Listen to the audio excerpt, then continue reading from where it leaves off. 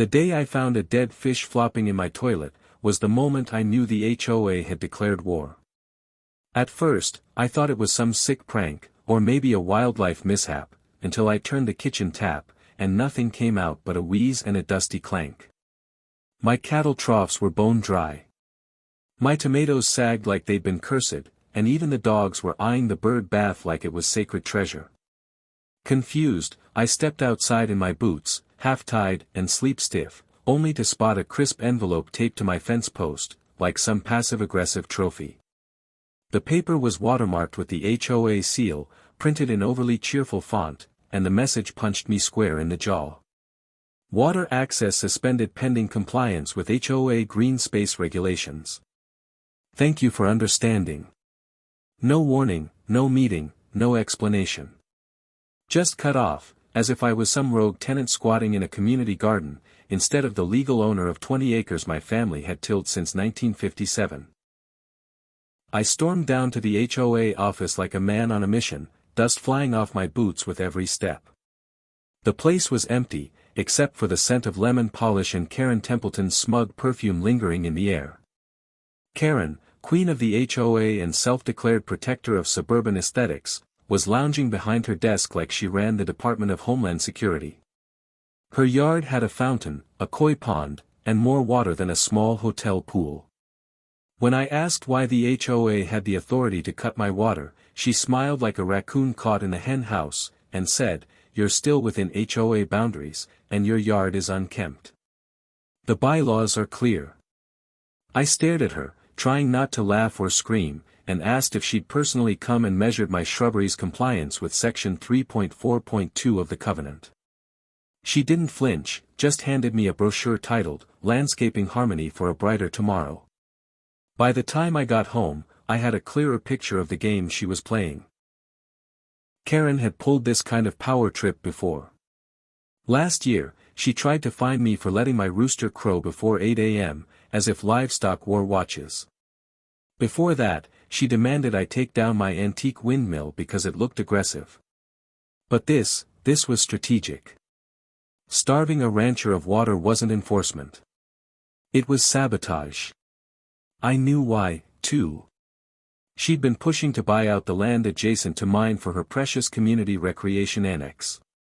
My land was in her way, and she was counting on discomfort to make me sell.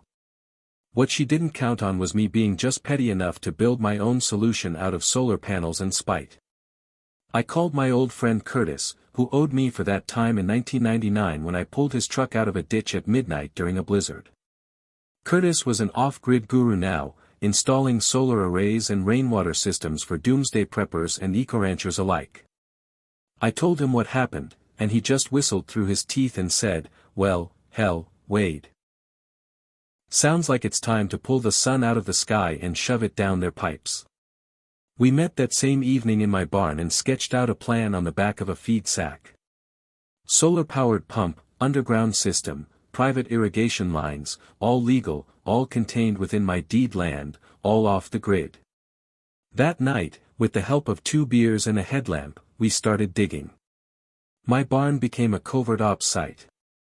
Trench lines were carved into the soil under cover of darkness. Pipes tucked away under innocent-looking flower beds.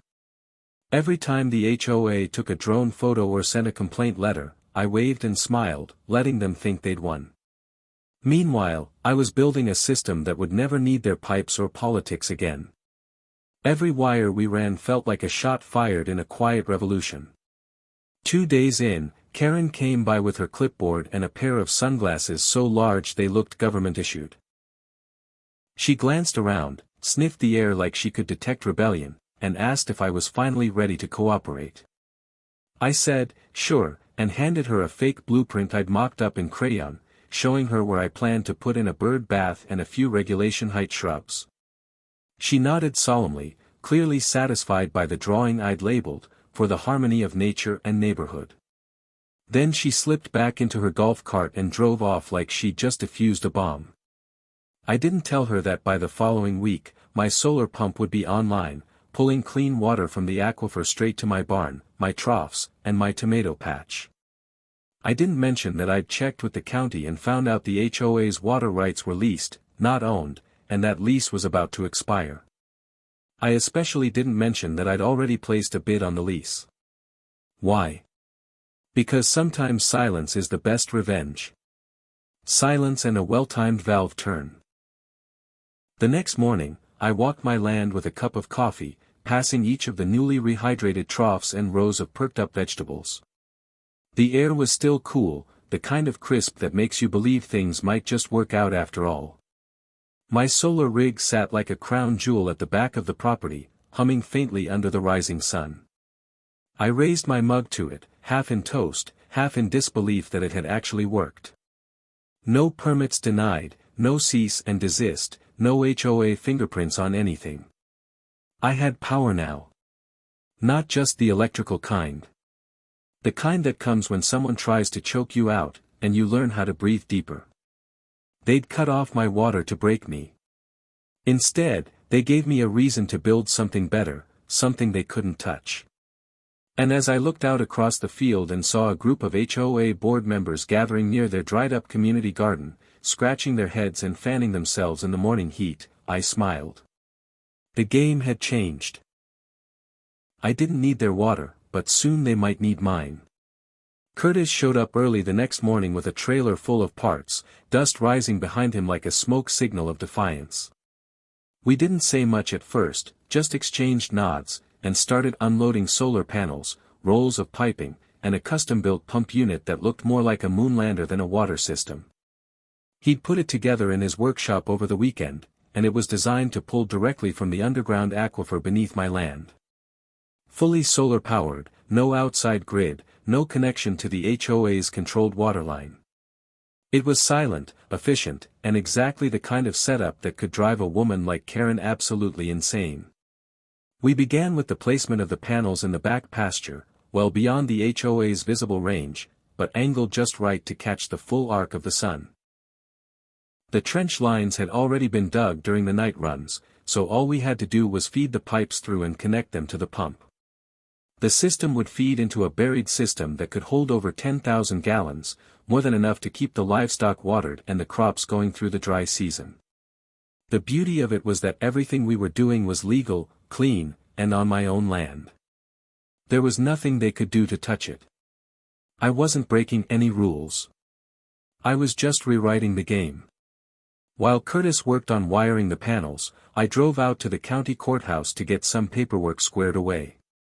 What I'd learned the week before still rattled around in my mind like a secret too powerful to keep. The HOA didn't own the water rights outright. They leased them through a third-party service broker who'd signed the agreement years ago when the neighborhood was first carved into plots. That lease had an expiration date, and it was coming up in less than 6 weeks. So, I paid a visit to the municipal office, met with the broker directly, and politely expressed interest in bidding for the next term. He looked surprised, maybe even amused. But when I explained the situation and showed him the section of aquifer that ran exclusively beneath my land, he started nodding. It turned out that no one else had even submitted a bid yet. The HOA assumed they had automatic renewal rights, but the fine print didn't support that. I filed my application, signed the paperwork, and left with a receipt that would come to mean a whole lot more in a matter of weeks. By the time I got back to the ranch, Curtis had the first test run of the system going.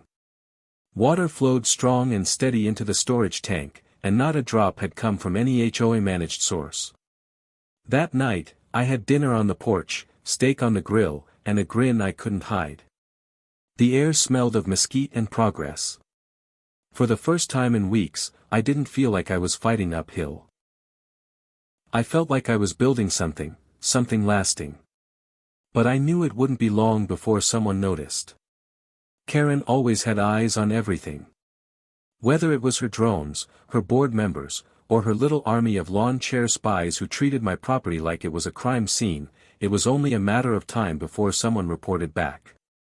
Sure enough, 3 days later, she came marching down my drive in her oversized sun visor, clipboard in hand, heels stabbing into the gravel like she was mad at the earth itself. I met her at the gate, arms crossed, waiting for the fireworks. I hear there's construction happening on your land, she said, squinting past me like she could see through trees. That needs to be reviewed and approved by the HOA planning committee. I nodded slowly and replied, "You're absolutely right, Karen. Construction within HOA common areas needs approval. Good thing this isn't one." She narrowed her eyes. "It's still subject to neighborhood visibility standards and community aesthetic regulations." I gestured toward the pasture where nothing was visible except blue sky and a few grazing cattle. She had nothing, and she knew it. Then she tried a different angle. "You know, if you're willing to cooperate, we could find a way to reinstate your water privileges. We're having a community event next month. If you let us use your ranch for the spring festival, we might be able to revisit the water suspension." That was the moment I knew she was nervous. Karen never negotiated. She dictated. Her offer wasn't a peace treaty. It was bait. I smiled politely, as if I was considering it. "That's a generous offer," I said. "Why don't you send me the terms in writing? I'll give it a good look." She beamed like she just closed a deal on a luxury condo. I watched her march back up the drive with the smugness of a cat that thought it had cornered the mouse. What she didn't realize was that I'd already planned the next move, and I wasn't the mouse in this story. Curtis and I spent the next few days reinforcing the setup, making sure everything was tucked underground or disguised as regular farm equipment. He even helped rig a small valve system that could reroute overflow into decoy tanks that looked abandoned. To any drone or inspector, it would seem like I was running a modest little well, nothing more. But behind the scenes, the tank was filling rapidly, and my crops looked like they'd been drinking bottled spring water. Then the letter came, official HOA letterhead, signed by Karen, inviting me to co-host the spring festival as a sign of reconciliation and community unity.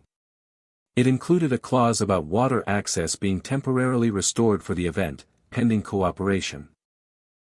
What she didn't know was that I'd photocopied the letter, made a few strategic edits, and had my attorney witness a version that included a new clause, one that said any damage or resource use during the event would be compensated at full commercial rates.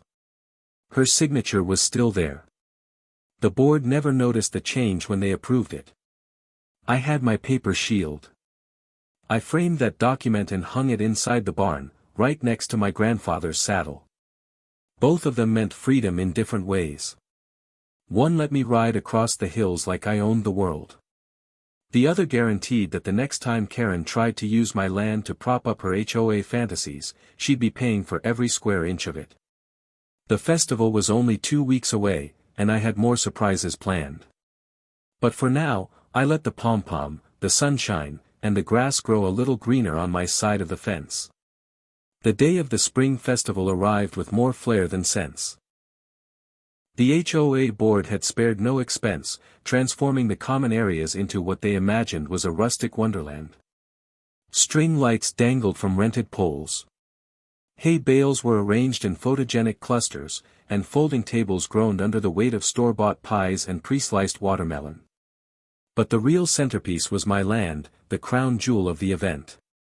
Karen had insisted the festival be held on my ranch to show unity with the rural side of the community. What she meant was she wanted photo ops with livestock and sunset views to pad her next HOA re-election flyer. They started arriving before noon. Caravans of SUVs and golf carts trailing behind each other like lost ducklings. The front gate creaked open with more frequency than it had in years, and a few residents even tried to pet my cows like they were props in a roadside attraction.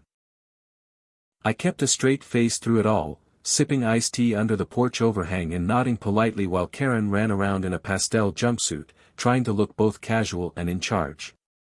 The mayor showed up around 2, complete with his camera crew and a poorly tucked polo shirt. He smiled too wide and shook hands with everyone like it was an election year, even though it wasn't. Karen greeted him like she'd discovered gold on my soil. She led him around like a prized guest, giving rehearsed speeches about community values and cooperative spirit. She didn't mention the water shut-off. She didn't mention the threats or the backhanded offers. What she did mention, loudly and often, was how the HOA had graciously worked out a private agreement with me for the benefit of everyone. I nearly choked on my tea hearing that one. I stayed quiet though, because the real fun hadn't even started yet. Around mid-afternoon, just as the band was tuning up and kids were diving into the sack race with enough sugar in their veins to power a tractor, the first signs of trouble began. A few people started complaining about dry restrooms. The HOA had arranged for portable toilets, but they hadn't accounted for the heat or the crowd. Then someone noticed the sprinklers in the HOA-maintained garden area weren't running. Karen waved it off, saying the timers were just behind. But when she checked her phone to activate the smart system, nothing responded. Then someone from the board tried to use the sink in the refreshment tent. Nothing. Just a hollow gurgle. The confusion turned to murmurs, and the murmurs turned to finger-pointing. I stood quietly by my fence, watching as Karen made frantic calls, waving her clipboard like it was a magic wand that could summon water out of the sky. But nothing worked. What they didn't know was that I'd asked Curtis to quietly install a pressure cuff valve along the old HOA line that still ran under the eastern fence. It was perfectly legal since the line passed through my private easement. I hadn't turned it off. Nature had. A harmless but well-placed vine root had grown through the corroded pipe section over time. I just happened to notice it and let nature take its course. Sometimes revenge grows on its own. Karen was now sweating through her designer outfit, mascara starting to drift southward. The mayor looked concerned, asking if there was a backup water source. That was my cue. I stepped forward casually. Just another cowboy with a helpful suggestion. I offered to give a quick tour of the solar pump system I'd installed, just for educational purposes, I said. The mayor lit up, eager to show interest in anything green and voter-friendly. So I walked him and a small crowd out behind the barn where the panels glistened like sunlit armor. This is my independent system, I explained, pulling open a small shed to reveal the humming pump and pressure gauges. Runs off solar power, feeds into a buried system. Fully self-contained, doesn't rely on HOA infrastructure. The mayor looked impressed. Karen looked like she'd swallowed a hornet.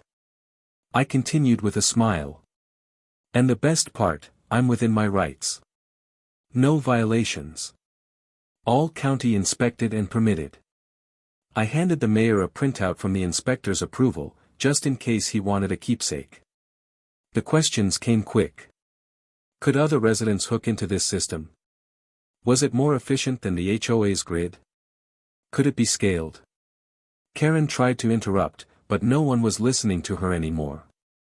All eyes were on the rancher who still had running water while the HOA's festival was going down the drain. I didn't gloat. I didn't need to. Reality was doing the gloating for me. Someone asked if I would consider supplying water for future HOA events.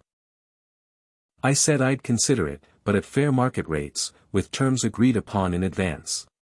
No backdoor deals, no handshake, everything on paper. That got some nods and even a few claps. Karen finally lost it. She stepped forward and shouted, "This is sabotage. You're trying to humiliate me in front of the mayor." I shook my head slowly. No, Karen. I'm trying to survive. You shut off my water. I adapted. You wanted to use my land, and I agreed, but I didn't promise to fix your mistakes. The mayor asked her point blank if it was true she had suspended water access to my property without a hearing. She stammered something about landscaping violations and community cohesion, but the damage was done. People started walking away, murmuring again, but this time not about dry pipes. They were questioning leadership. By the end of the evening, the festival had devolved into a mess of wilted centerpieces, overheated guests, and a board president trying to keep her wig on straight while everything else fell apart. I offered cups of cold water to a few guests who lingered behind. No charge, just good hospitality. I even handed a glass to the mayor, who thanked me and said, "You've got quite the setup here, Mr. Callahan. We might need folks like you advising on future rural sustainability projects." I nodded and watched the sunset bleed across the field, the shadows long and soft over the pasture. Karen stood at the far edge of the property, hands on her hips, trying to salvage what little dignity she had left. But I wasn't thinking about her anymore.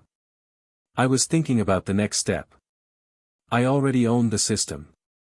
The water lease was almost mine, and the community, they'd seen what independence looked like. The seeds were planted. All I had to do was keep watering them. The fallout from the festival was louder than the music that had once blasted from the speakers in my field. By the next morning, half the neighborhood was talking about Karen's meltdown, and the other half was rewatching the clip someone had posted online.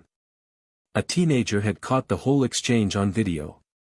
From Karen shouting at the mayor to the moment she accidentally sprayed herself with warm lemonade while trying to fix a busted refreshment tap. It spread faster than prairie fire in dry grass. Within days, the HOA inbox was flooded with complaints, and the whispers turned into meetings behind closed doors. Karen, of course, tried to regain control. She scheduled an emergency HOA meeting and made a show of demanding accountability from anyone but herself.